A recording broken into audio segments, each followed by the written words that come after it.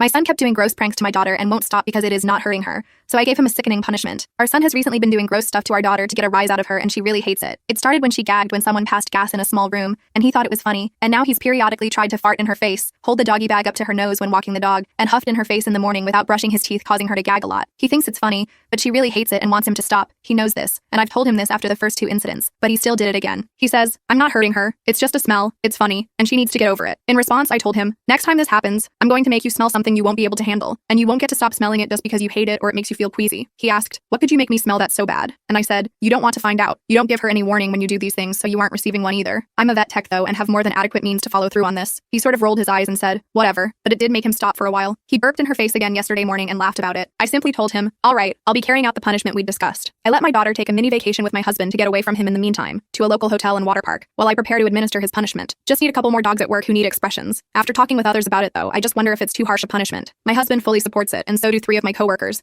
but 2 of them say it's too harsh, and that a smell this bad is way disproportionate to burps and farts. I said that everyone has a different tolerance to these things though, and if he repeatedly violates his sisters, then he needs to realize what it's like to be on the flip side of this. I told my husband I was having second thoughts and wondered if it was too harsh of a punishment, but he said, "It's not undeserved and you have to follow through on your promise." Update. It was pretty clear I had to follow through or wouldn't be respected, and that the punishment was fitting. Most people seem to agree, except for the radical modern people for whom the concept of punishment seems total alien to them as a concept. I talked to my daughter and husband on the phone one more time too, and she said I for sure needed to follow through. There was a pug with a particularly funky gland expression at work that day too, so perhaps Providence was also showing its agreement. Some were telling me to wake him up with it or stink up his room, but I didn't want the house to smell for ages. I just told my son to come to the backyard with me for his punishment, and that if he at any point resisted or refused, I'd have Dad come home to assist, and the punishment would be 20 times longer. I made clear that was literal. He said, "Fine, let's get this over with," and followed me out. I showed him the jar. It had 12 dogs' expressions, told him I was going to pop the lid and hold it to his nose, and he was going to take 3 sniffs, and that's what he did. It got a bigger reaction than even I expected. After the first sniff, his eyes widened and he was gagging, and he was holding his tummy afterwards saying, "Oh my God, that is hideous." I told him, "It's just a smell. It's not harming you, right? Shouldn't I be able to do this as often as I want if I think it's funny, just like you do to your sister?" He said, Okay, I learned my lesson. I'll stop," and turned to go back inside. But I said, "Oh no, don't you remember what I said would happen if you did that to your sister again? You weren't going to get to stop smelling it just because you hated it, just like she wasn't." He looked back at me as if hoping I was joking, and I said, "Think about how your sister felt, knowing you were going to do this again and make her feel sick and being powerless to stop it." I then gave him a choice. He could put his nose over the rim for 3 minutes straight and get it over with right now,